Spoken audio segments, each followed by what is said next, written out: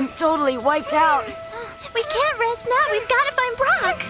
Right! Ash, I know you're out there in the crowd somewhere, but I didn't come here to make you jealous of me, Ash. I came here so some of my beautiful fan club members could make you jealous of me. Gary, he's our man. He'll trash Ash, we know he can. Thank you, fans. Really spectacular.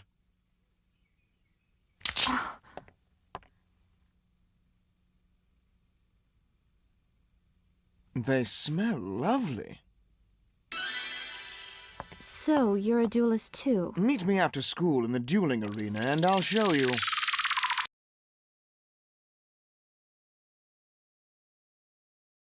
Crap, almost forgot. Could you give those two knuckleheads some of that antidote for me? Don't forget to snap their daggers before you do. Oh, and make sure they're not packing any other tricks. What about administration? My gorilla will take care of you. Simon says, knock him out.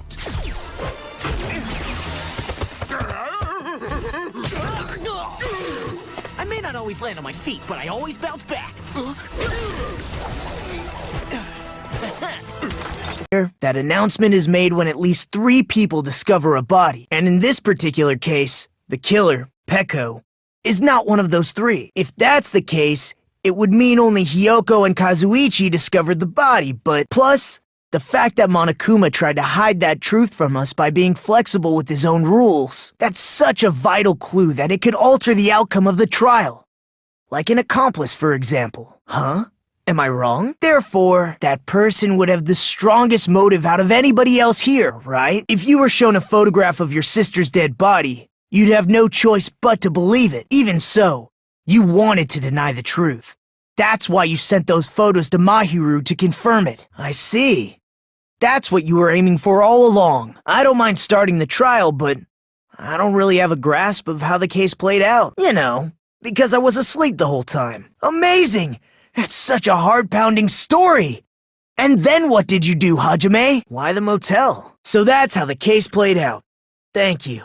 I understood it very easily. Wait, how do I know anything Hajime just said is true? Sorry, I'm only being impartial right now. And the story I just heard is clearly suspicious. Hajime, if you're the only one who saw the hanging video, and the first one to discover Ibuki's body, then you could be lying as much as you want right now, right? Obviously. So you could make us ignore what might be an inconvenient truth for you. If you're not lying, I would like you to prove it. Come on, try to prove it to me.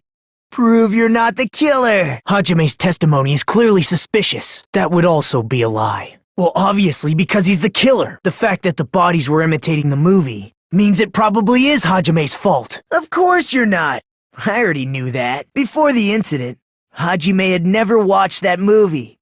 His invitation ticket is proof of that. Each person only received 1 ticket, and they're marked with a stamp that shows the date and time. Isn't that right, Monokuma? Which means there's no way Hajime, who never saw the movie, could commit murders that imitated it. Or did anyone tell him what happens in the movie?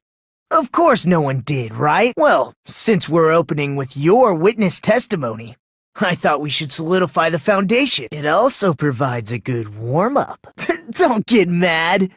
I just think warming up is really important. Especially since this isn't a game. There's another person who doesn't have an alibi.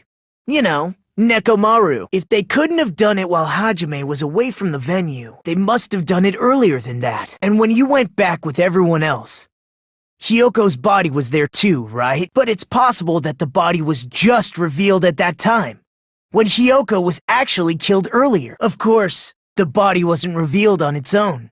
The killer did that too. Here, I have proof. That's right, but just what is this scrap anyway? You're right. If you overlay the scrap that was caught on the lighting with the tear in the wallpaper, see? It fits perfectly. A mere nobody like me isn't important enough to answer that. But if you guys were exceptional enough to identify that scrap of paper, you can figure this out easily. Well, that's understandable. I mean, it makes sense that you'd notice Ibuki's body right away. The baton lighting forms a perfect circle around the pillar, so using it to hang the wallpaper totally fits. The killer must have been in a hurry. If Their plan took too long. Hajime could have walked in on them, but the crime itself would be much easier to pull off since they don't have much to do while Hajime's gone. They just have to peel off that wallpaper and stash it in the storage room. It's not that big of a deal. Good point. And on that note, it's about time we shed some light on those imitation murders. Based on what we know, the reason the killer chose these imitations isn't that difficult to figure out. Wait a sec. There's something I want to run by Monokuma first. Hey, if the victim actually committed suicide, what are we supposed to do? Well, I mean, I understand Hyoko's death, but I'm wondering if Ibuki was really murdered. For example, it's possible Ibuki killed Hyoko, and then committed suicide due to a guilty conscience, right? She was afflicted by the despair disease, remember? That means anything can happen. Then she was alive! When Hajime first discovered Ibuki, she was just pretending to be dead. If she waited until Hajime left, that's when she could have made her move and mess with the crime scene. I see. So that means there's no doubt that someone killed those two. I'm glad. Now I'm free to search for the killer. There's still one more issue on my mind. If Ibuki didn't commit suicide, then just what was that video Hajime saw? According to that video you saw, Ibuki was by herself when she climbed the stepladder, right? Then does that mean someone forced her to do it? I don't know anything about that. So Ibuki hanged herself right before Monokuma's announcement. And since we established that Hyoko was killed before Ibuki, that means that